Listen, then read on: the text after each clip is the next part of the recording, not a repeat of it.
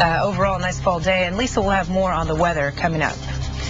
The federal government is ordering the area surrounding all levees supported by federal money to be clear-cut. Now California lawmakers are joining forces with local flood agencies and environmentalists, and they want to fight that order. More on this story from ABC7's Laura Anthony. If the federal government has its way, the banks of hundreds of California creeks and rivers could look like this. Clear cut of any trees or vegetation. But the Corps of Engineers is stuck some 50 years ago. Congressman John Garamendi is joining with local leaders and Bay Area flood protection agencies to oppose the stepped-up enforcement of a national clear-cutting policy by the U.S. Army Corps of Engineers. Is this sort of an overreaction to Katrina? I think so.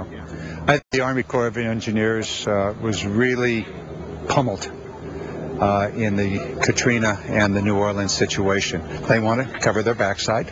Fine, okay, but it doesn't make any sense. It doesn't make sense here in California. In 2005, after Hurricane Katrina, there were catastrophic levee failures. Engineers determined the uprooted trees along the riverbanks compromised the levees. In the Bay Area, there are 100 miles of levees that would be impacted, including those along the Russian and Napa rivers and creeks from San Pablo to Coyote Creek in the South Bay. Removing the vegetation will destroy the riparian habitat and threaten fish and endangered species. The stated purpose is to increase flood protection. However, we don't necessarily agree with that.